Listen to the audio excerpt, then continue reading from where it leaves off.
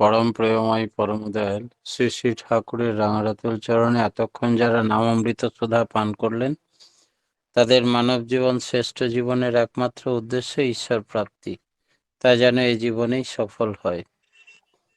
শ্রী শ্রী ঠাকুরকে এক ভক্ত একদিন জিজ্ঞেস করছেন, মানুষের এত কষ্ট কেন, জীবের এত কষ্ট হয় কেন? শ্রী শ্রী ঠাকুর বলেছিলেন, প্রবৃত্তি তান্ত্রিকতা আর সত্তা তান্ত্রিকতা, এই দুই রকমের চলন থাকে মানুষের। এর মূলে আছে জৈবী সংস্থিতি।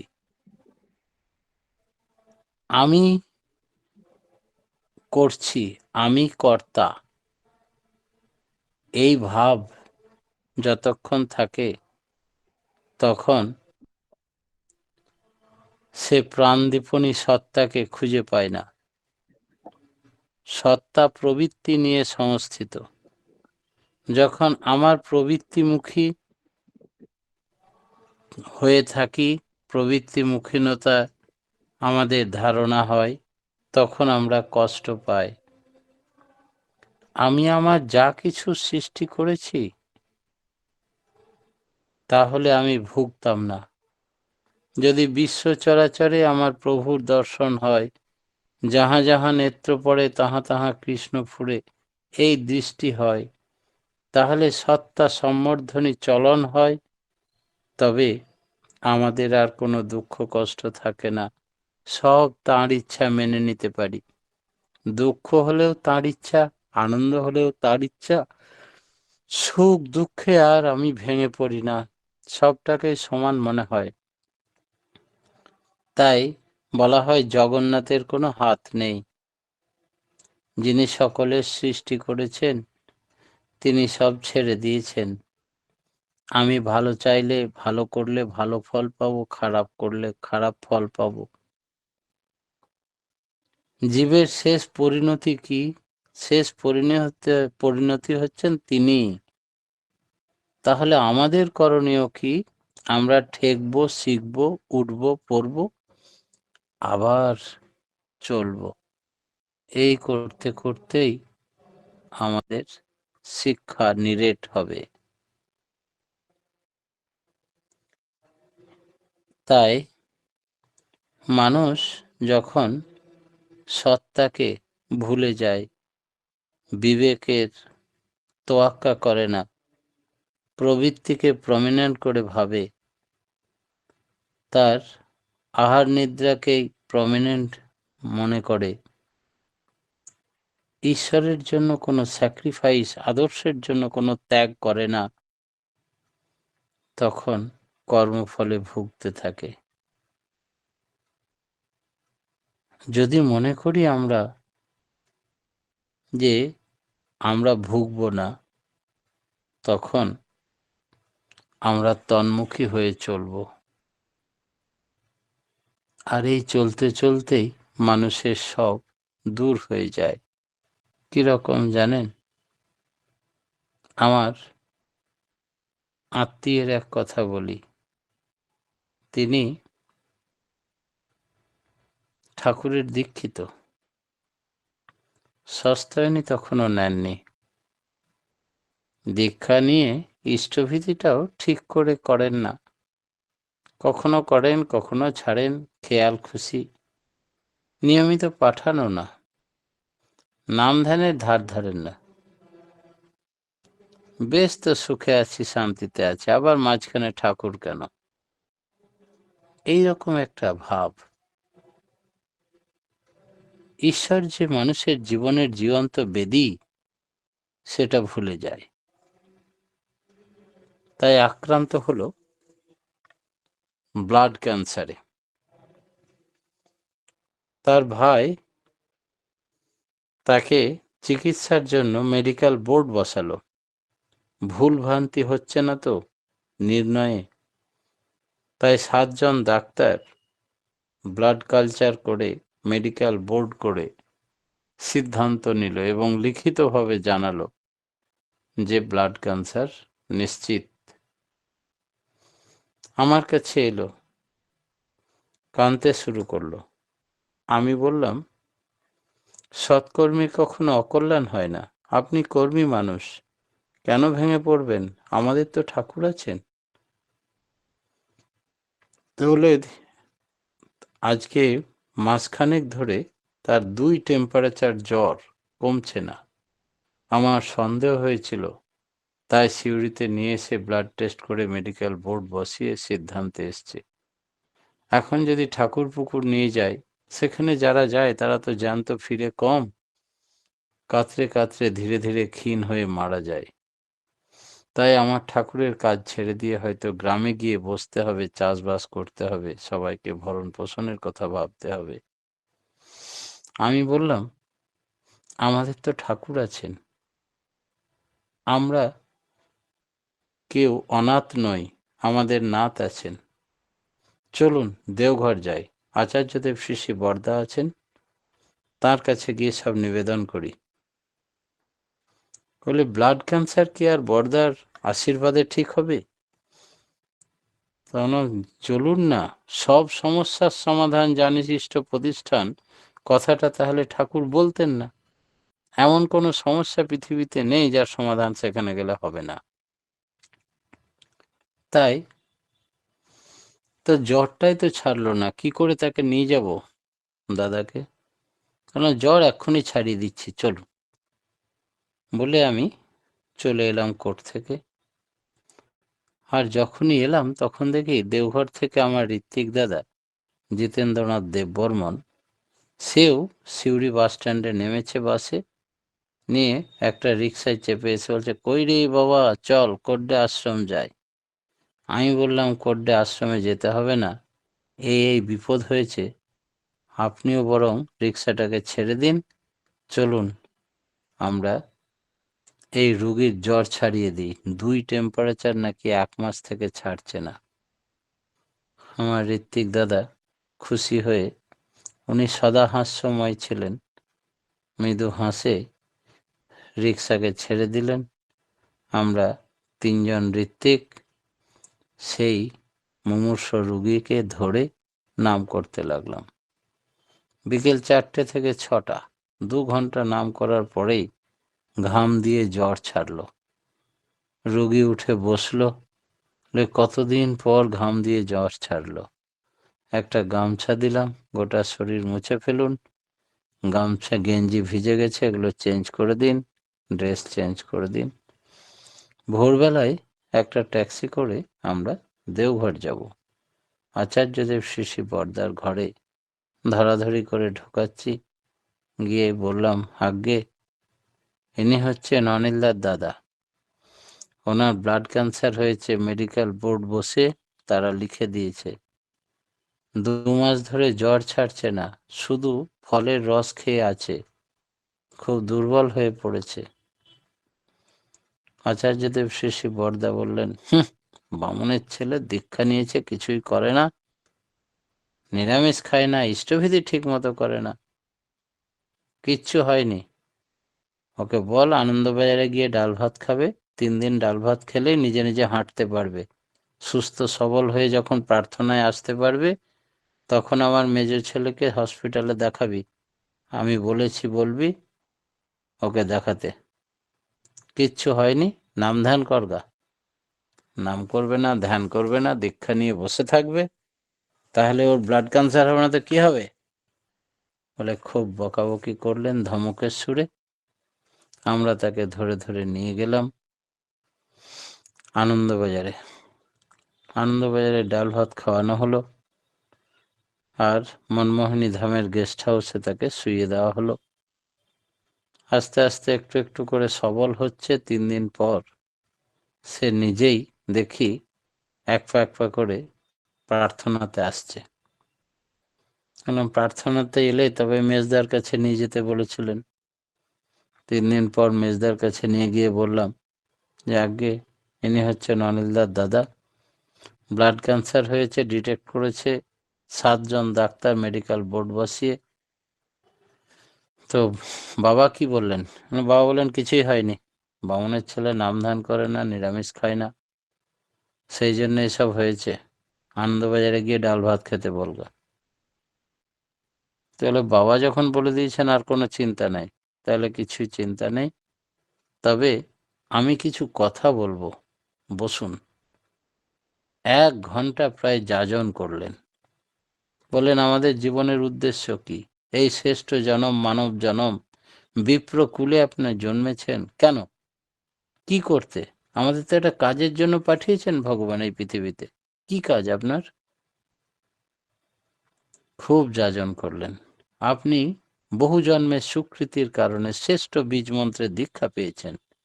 গুরুর গুরু পুরুষোত্তমকে পেয়েছেন গুরুরূপে। তারপরে আপনি হেলায় হারাচ্ছেন। এর থেকে আপনি আর কি পেলে খুশি হবেন? 1 বস্তা টাকা, মণিমাণিক্য, ধন দৌলত, কোনোটা কাজে লাগবে? তিনি যে সকল ধনের ধনী। রাম রতন ধন পায় পায় জি মায়নে। তো রাম রতন ধন পেয়ে আপনি এরকম হেলায় হারাচ্ছেন, তাকে ফুটবল খেলছেন। খুব ধমকের সুরে যাজন করলেন, অনুরোধ করে যাজন করলেন। বললেন আপনি কালকেই সস্তারি নেবেন, আর নিরামিষ খাবেন, সারা জীবনে মাছ, মাংস, পেঁয়াজ, রসুন, ডিম খাবেন না। আর বাবা যখন পাঠিয়েছেন চিকিৎসার জন্য, আমি আর কি চিকিৎসা করব? একটু কোবলটা খাবেন। 1 সিসি কোবল নিয়ে নাও, আর 1 সিসি ত্রিপালি, সকালে আর বিকেলে দুবেলা 1 ঢাকনা করে খাবেন। আর ধ্যান করবেন 1 ঘন্টা সকালবেলা, 1 ঘন্টা সন্ধেবেলায়। আপনি এখন মুমূর্ষ রোগী। কদিন করবেন? মাসখানেক করুন। করে আবার ওই মেডিকেল বোর্ডের কাছে যাবেন, ব্লাড টেস্ট করাবেন। আবার সেই মেডিকেল বোর্ড বসিয়ে ওই ডাক্তারদের ইনভাইট করবেন। তারা ব্লাড কালচার করে দেখুক যে নাম ধ্যানের কি ক্ষমতা, ব্লাডকে রেকটিফাই করে দিতে পারে কিনা। মনে থাকবে? তাহলে আগে। তারপরে আমরা ফিরে এলাম ঠিক 1 মাস পর। সেই গোপেশ দত্তর চেম্বারে গেলাম ব্লাড টেস্ট করার জন্য, সেই দাদাকে নিয়ে। দাদা সম্মান দেখিয়ে আমাকে বললেন, তুমি যখন আমার জ্বর ছাড়িয়ে দিতে পারলে, এখন আমি হেঁটে কথা বলতে, চলাফেরাও করতে পারছি, অনেকটাই সুস্থ, তাহলে তুমি চেয়ারটায় বসো, আমি বেঞ্চে বসি। আমার থেকে অনেক বড় দাদা সম্মান দেখিয়ে আমাকে চেয়ারটায় বসতে দিয়েছেন। আমি জানি না যাদের ব্লাড টানে তারাই ওই চেয়ারে বসে। এসেই আমার হাতটা বেঁধে দেবে না, দিয়েই ব্লাড টানতে শুরু করবে। আমি বললাম, ওরে বাবা, আমি রুগী নই। তাহলে না না, এই চেয়ারে যে বসে আপনার লাগবে না, দেখুন এক্ষুনি হয়ে যাবে। তখন যখন লাফিয়ে উঠেছি, আর সে কি হাসি দাদার। তারপরে আবার দাদা চেয়ারে বসলো, ব্লাড নিল, কালচার করলো।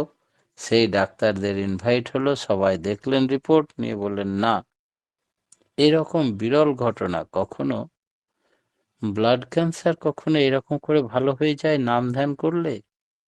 কি টনিক, কি জাদু দিয়েছেন ঠাকুর বাড়ি থেকে? আমি বললাম 1 ঘন্টা করে ধ্যান করতে বলেছেন, সাদা কাপড়ে মুড়ে দুবেলা মেরুদণ্ড সোজা করে বসে, আর এই ত্রিফালিয়ার কোবলটা 1 ঢাকনা করে খেয়েছে। তাহলে কোনো লক্ষণ নেই আর ব্লাড ক্যান্সারের। দাদা আজও সুস্থ, জীবিত। এবং কখনো যদি এই ব্লাড ক্যান্সার হয়েছিল এই গল্প করি, তখন হ্যাঁ হ্যাঁ আমার একবার হয়েছিল যেন মনে পড়তে করাতে হয়। পরম পিতার কি কৃপা, কি দয়া তার। সেই জন্য আমরা তার নামের আগে ব্যবহার করে থাকি একমাত্র মহাপুরুষ ধরার বুকে, যে পরম প্রেমময় পরম দয়াল শ্রী শ্রী ঠাকুর অনুকূল চন্দ্র। তার দয়ার তুলনা নেই। এরকম আমার জীবনে বহু ঘটনা, যে শুধু নাম ধ্যানের বিধান দিয়ে কত রোগ সেরে গেছে। আমাদের লিঙ্কে যারা যুক্ত থাকেন তারা নিজেরা অনুভব করেন, যদি একটু সিরিয়াসলি কেউ নাম ধ্যান করেন, সাদা চাদর মুড়ি দিয়ে মেরুদণ্ড সোজা করে বসে ত্রিকুটে আমার ইষ্টমূর্তিকে বসিয়ে পরম আবেগ ভরে শুধু নাম করে প্রতি শ্বাস প্রশ্বাসের দ্রুত গতিতে। এই ০.৫ ঘন্টা আমরা করি, যিনি মুমূর্ষ রোগী তিনি ১ ঘন্টা করবেন। তাহলেই পৃথিবীতে এমন কোনো রোগ নেই, এমন কোনো কিচ্ছু নেই যা দূর হয়ে যায় না। সব সমস্যার সমাধান আমরা প্রত্যেক দিন ব্যক্তিগত জীবনে অনুভব করি। নিজের মুখে বললে হয়তো গল্প বা অহংকার মনে করবে লোকে, তাই সব কথা বলতে চাই না। আমার কাছে একজন মাস্টারমশাই বাদল লোহার প্রাইমারি স্কুলের হেডমাস্টার ছিলেন। আরজুড়ি গ্রাম, ইলামবাজারে নেমে তার গ্রামে গিয়ে সৎমন্ত্রে দীক্ষা পেয়েছিল আমার মাধ্যমে। চেম্বারে এসে অনেক লোকের মাঝে আমাকে বলছে, আপনি কি দীক্ষা দিলেন যে আমার গলার কাছে যে ঘাটা সেটা এখন পুঁজ রক্ত আর বন্ধ হচ্ছে না? ক্যান্সার বলছে। আমি বায়োপসি টেস্ট করিয়েছি, ডাক্তার ক্যান্সার বলেছে। ক্যান্সারের তো অ্যান্সার নেই, আমি মারা যাব। আমি বললাম, যাক কপাল ভালো, ঠাকুরের দীক্ষা পেয়ে গেছেন আর মারা যাবেন না, বেঁচে যাবেন। কি করে? আপনি কি ওষুধ দেবেন? দেব তো। আমার কাছে একটা কোবল, অর্ধেকটা আমি ব্যবহার করেছিলাম টনসিলের ব্যথার কারণে, অর্ধেকটা বেঁচে ছিল। সেটাই একটু মুছে দিলাম আর বললাম, এই শিশিটা যতদিন চলে ততদিনই ভালো হয়ে যাবে। একটু তুলো দিয়ে লাগাবেন আর ১ ঢাকনা করে খেয়ে নেবেন। আর মেন ওষুধ যেটা, সেটা হচ্ছে ওই নাম ধ্যান। ২ ঘন্টা করে ধ্যান করবেন, ভোর ৪টে থেকে আবার রাত্রিবেলায় ৭:৩০ থেকে বসে যাবেন। ২ ঘন্টা করে নিয়মিত ধ্যান করুন, মাত্র ৭ দিন। আর ধ্যান করার সময় গোটা শরীরটা আপনার রড লাইটের মতো একদম আলোয় আলোয় ভরে যাবে। সমস্ত রোগ জীবাণু পুড়ে ছারখার হয়ে গেল এরকম ভাববেন সেই জ্যোতিতে। যখন দেখবেন ঘাটা শুকিয়ে গেল ৭ দিনে, তখন আপনি সেই ডাক্তারের কাছে বায়োপসি টেস্ট করেছিল যে, তাকে আবার দেখাবেন। সে যখন বলবে আর কিছু নেই, তখন আমার কাছে আসবেন। আমি একটা ডেট দেব, রবিবার দেখে আপনার বাড়িতে সৎসঙ্গ হবে। পাড়া-পড়শি, আত্মীয় স্বজন সবাইকে নেমন্তন্ন করবেন। মাইক লাগাবেন, খুব সুন্দর করে ঠাকুরের প্যান্ডেল করে সাজাবেন। আমি যাব। আমার স্ত্রীকেও নিয়ে গেলাম, ও ঠাকুরের গান গাইতে পারে ভালো। তারপরে যখন সৎসঙ্গ করছি, আমি বললাম, মাস্টারমশাই মাইকে দাঁড়িয়ে আপনি বলুন ঠাকুরকে কি বুঝলেন দীক্ষা নিয়ে? মাস্টারমশাই হাউ হাউ করে কেঁদেই মরল। আমি বলতে পারবো না বিধাতার কি অবদান। দীক্ষা নিলে সব পাওয়া যায়, সব পেয়েছি, আসরে যোগদান করা যায়, এতটুকু বলতে পারি। যা কোনো ডাক্তার, বৈজ্ঞানিক, সায়েন্টিস্ট, সাহিত্যিকের দ্বারা হয় না, তা বিধাতার দ্বারা সব হয়। সেই মাস্টারমশাই এখন রিটায়ার করেছেন। মাঝে মাঝে আমার কাছে চেম্বারে আসেন, বিভিন্ন মানুষকে যাজন করে নিয়ে আসেন। আমি যখন মাস্টারমশাইকে মনে করিয়ে দিই, মনে আছে মাস্টারমশাই আপনি একদিন অভিযোগ নিয়ে এসেছিলেন, কি দীক্ষা দিলেন আমার ক্যান্সার? ওইটা বলে আর লজ্জা দেবেন না, আমি অজ্ঞানতাবশত বলেছিলাম। আমাকে দুটো ঠাকুরের কথা শোনান, আমি একটু শুনেই চলে যাব, এইটুকুর আশাতে আসি আমি। তাই অত ব্যস্ততার মাঝেও আমি তাকে দুটো কথা বলি, চলে যায়। এখনো তিনি সুস্থ। তাই বিধাতা আজও সেই লীলা করে গোড়ায়, কোনো কোনো ভাগ্যবানে দেখিবারে পায়। এরকম হাজারো ঘটনা শুধু আমার ক্ষুদ্র জীবনে, প্রত্যেকটা মানুষের জীবনেই সেটা সম্ভব হয়। শুধু নাম নাম নাম, বিশ্বাস, নির্ভরতা আর আত্মত্যাগ। সে বীরভোগ্যা বসুন্ধরা। আমাদের এইটুকু শুধু দরকার। ঠাকুর বলেছেন, নিষ্ঠা সহ নাম পুরাই মনস্কাম, যা চাস তাই পাবি। বন্ধ্যাত্ব ঘুচে যায় মানুষের, শুধু নয় গাছের। যে গাছটাকে ধরে নাম করে দিলাম, সস্তনির জল ঢেলে দিলাম, সেই বন্ধ্যা কাঁঠাল গাছে প্রচুর কাঁঠাল ধরলো। আমি ভুলে গেছি কখন কোথায় যাই কি করি। সে ভদ্রলোক যখন আমাকে বলল যে প্রচুর বড় বড় কাঁঠাল হয় এখন আমার ওই গাছটাতে, বললাম তাই? আপনাকে একটা দেবো ভাবছি, আপনি কাঁঠাল খাবেন কিনা? আমি বললাম, দূর পাগল, ঠাকুর ঠিক করেছেন ঠাকুরকে ঠাকুর বাড়িতে গিয়ে পৌঁছে দিয়ে আসতে হয়। আমি হরিদাস পাল, তিনি আমাকে বলতে বলেছেন তাই বলে দিই। আমার কোনো যোগ্যতা নেই। ভুল করেও মানুষকে ভগবান ভেবেন না। তিনি সব, তিনি সব, তিনি। আমরা সেই মহাপুরুষ, সেই গুরুর গুরুকে পেয়েছি গুরুরূপে। আমাদের জীবন ধন্য, আমাদের প্রত্যেকটা মানব জীবন সার্থক।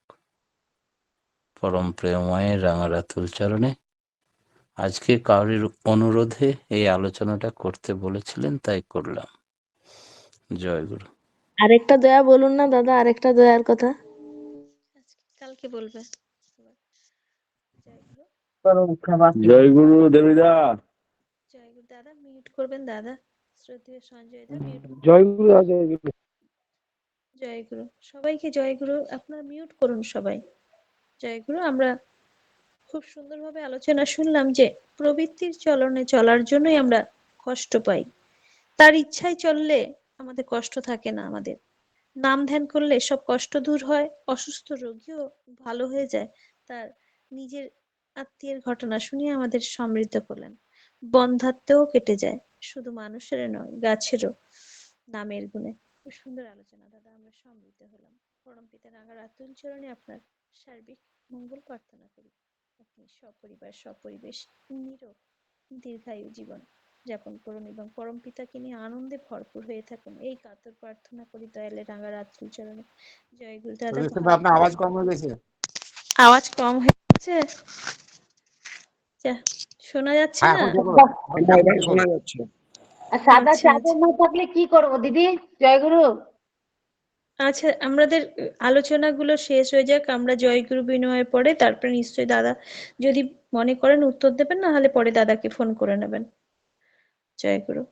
আমরা প্রবৃত্তির চলনে চলার জন্যই আমরা কষ্ট পাই। তার ইচ্ছায় চললে আমরা আমাদের কষ্ট থাকে না। আমাদের নাম ধ্যান করলে সব কষ্ট দূর হয়, অসুস্থ রোগীও ভালো হয়ে যায়। তার নিজের আত্মীয়ের ঘটনা শুনিয়ে আমাদের সমৃদ্ধ করলেন। বন্ধ্যাত্ব রোগও কেটে যায় এই নামের গুণে। শুধু মানুষের নয়, বন্ধ্যাত্ব কেটে যায় গাছপালারও। দাদা তার আলোচনায় রাখলেন, আমরা সমৃদ্ধ হলাম। পরমপিতা রাঙার আতুল চরণে আপনার সার্বিক মঙ্গল প্রার্থনা করি দাদা। আপনি সপরিবার সপরিবেশ নিরোগ দীর্ঘায়ু জীবন যাপন করুন এবং পরম পিতাকে নিয়ে আনন্দে ভরপুর হয়ে থাকুন, এই কাতর প্রার্থনা করি দয়ালে রাঙার আতুল চরণে। জয় গুরু, ভালো থাকুন। আর এইভাবে ছোট ছোট ঘটনাগুলি শুনিয়ে আমাদের জীবনে চলার পথটাকে আরো মসৃণ করে তুলুন, এই প্রার্থনা করি দয়ালে রাঙার আতুল চরণে। জয় গুরু দাদা, ভালো থাকুন।